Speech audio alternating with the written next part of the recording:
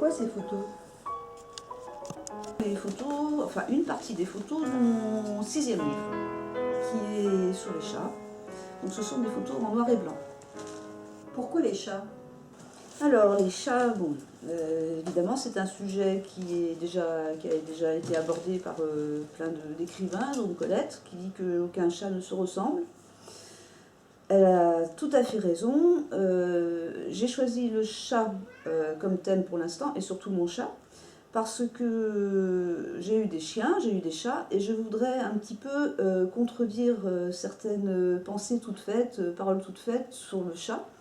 Les gens disent que les chats sont indépendants, voilà, pas très affectueux ou quand ils veulent. Alors moi je suis pas tout à fait d'accord avec ça. Je pense que les chats sont certes tous différents, mais ils sont pas si indépendants que ça. C'est eux qui nous adoptent, d'accord, là-dessus on a raison, enfin ils ont raison. Mais ce sont des animaux, une fois qu'ils sont en confiance avec leur maître, ils sont tout à fait en demande de beaucoup de choses. Le jeu, l'affection, la nourriture. Et une fois que ce rapport est mis en place, on a presque l'impression de vivre avec un chien. Pourquoi le noir et blanc? Alors le noir et blanc. Premièrement, il y a une partie noir et blanc, photo noir et blanc, et deuxièmement, une partie couleur.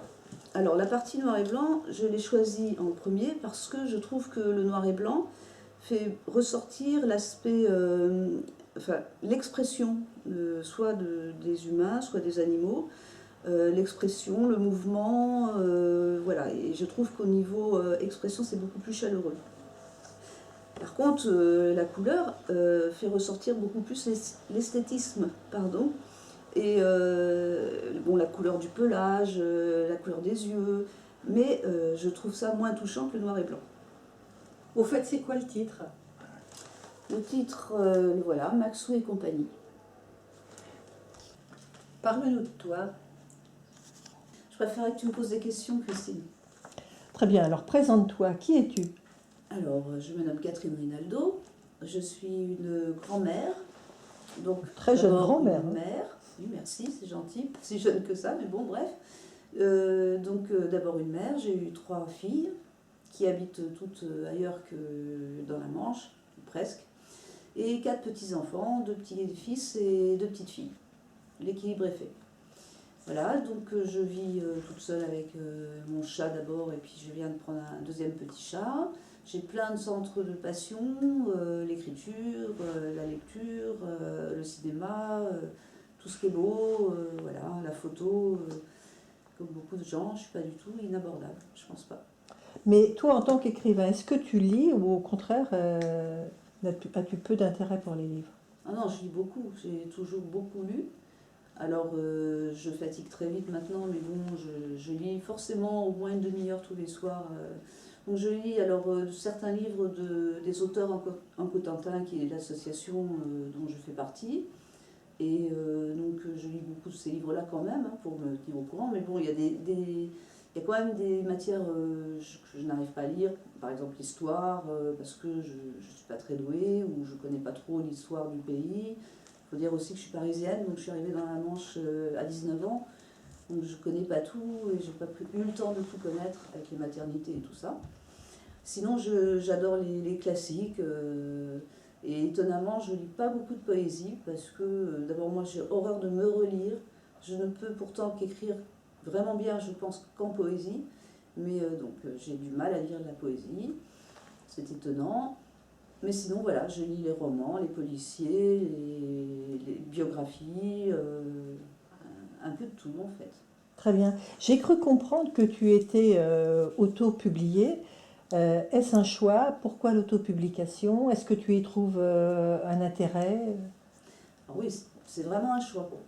C'est-à-dire que quand j'ai fait mon premier livre en A4 avec photos et textes incorporés, j'ai pensé qu'un éditeur n'accepterait jamais, ne me laisserait jamais cette liberté-là. Donc pour le format, pour la conception du livre, pour les idées que j'ai mises dedans, je tenais absolument à garder toute ma liberté, et je pense qu'avec un éditeur, je n'aurais pas eu cette liberté. Alors c'est prendre aussi beaucoup de risques, parce que évidemment on n'est pas supervisé, on n'est pas jugé, on n'est pas... peut-être pas cadré, mais toujours est-il que j'ai quand même bien réussi à vendre mes livres. J'ai vraiment un panel de lecteurs qui aiment ce que j'écris, qui aiment mes photos. Alors ça ne veut pas dire que ce soit bon pour ça, hein, mais ça plaît. Je suis très contente comme ça, je prends le risque de...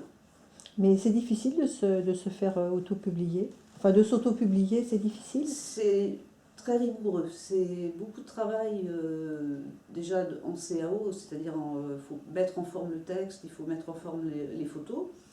C'est aussi, il faut investir beaucoup au niveau financier parce qu'on paye l'impression, donc c'est quand même assez cher, surtout quand on fait de la photo. On avance l'argent, donc après on est remboursé si on vend nos livres, hein, évidemment. Donc c'est aussi un risque ça. Sinon, je ne sais plus ce que tu m'as demandé.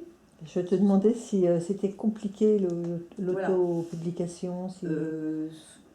Je ne pense pas que ce soit le plus compliqué, donc c'est cette rigueur-là, mais c'est aussi la diffusion. Voilà, ça c'est quelque chose d'assez compliqué parce que un éditeur, lui, va diffuser votre livre dans toute la France, voire à l'étranger, alors que nous, ben, c'est nous qui allons vers les gens, on fait les salons, on fait... Bon, ça demande d'avoir une voiture, ça demande d'avoir une bonne santé quand même, voilà. À aussi... essuyer certains affronts, parce que les dédicaces sont très dures, les salons sont aussi très durs, parce que les gens ne font pas encore entièrement confiance à l'auto-édition. Je pense que ça va venir, parce que plus ça va, plus ça prend de l'ampleur, et tant mieux, parce que je trouve que c'est quand même une liberté d'expression qu'il faut défendre en tant qu'écrivain. Et le fait d'appartenir à une association d'écrivains comme Auteurs en Cotentin, est-ce que vous pensez que c'est un plus et est-ce que ça vous satisfait? Est-ce que vous trouvez que l'association vous permet des choses que vous ne pourriez pas faire autrement? Oui, bien sûr. Alors évidemment, on en est à nos premiers balbutiements, hein, parce que c'est pas si vieux que ça. On est quand même, nous sommes, une bonne quarantaine d'écrivains. Donc ça fait une force, ça fait un noyau en fait. Et petit à petit, au fur et à mesure, on fait des réunions, on discute entre nous, on met en place justement des choses faites pour qu'on soit connu dans la Manche et peut-être plus loin s'il le faut. Voilà, c'est une force en fait, l'association. Et on commence à prendre conscience justement de cette force. Et on travaille beaucoup dessus, tout le monde travaille beaucoup dessus, ou en tous les cas la plupart des écrivains. Et voilà, il suffit seulement de se faire connaître dans les salons, de trouver nos marques. Et je pense que oui, petit à petit, ça va valoir beaucoup. Mais au fait, tu as déjà publié? Non, Christine, c'est pas mon premier livre, hein. J'en ai sorti déjà 5 avant. Donc les 3 premiers, alors il y a Amour et des amours 1 et 2. Ces deux-là se tiennent parce que en fait il y a des textes libres, des poèmes et des photos qui se rapportent au texte contrairement. Et donc c'est surtout, c'est beaucoup plus presque autobiographique, mais seulement les gens peuvent tout à fait considérer les textes pour eux, quoi. Je veux dire, c'est pas forcément non plus personnel, c'est ça que je veux dire. Et donc le troisième, lui, est fait sur la contemplation et l'expression, c'est-à-dire que plus basé sur des choses beaucoup moins personnelles quand même. C'est-à-dire que je décris les photos ou les photos parlent de mes textes. Donc ça c'est fait. Ensuite, je suis passée à une autobiographie qui est un témoignage sur la maltraitance de l'enfance. Je l'ai écrit pour dénoncer les non-dits en famille et essayer de mettre un petit grain de sable dans le lourd poids que représentent les non-dits pour un enfant. Ça peut nous suivre toute une vie, donc c'est ce qui m'est arrivé. Donc l'enfant est très seul en fait si on ne lui explique pas tout avec les mots évidemment qui conviennent à son âge. Ensuite, j'ai écrit un petit livre en acrostiche, poème en acrostiche, avec des photos de fleurs et des textes assez rapides. Voilà, celui-là, c'est un petit entre-deux. Donc après, bien sûr, il y a Maxou, hein, le tout dernier.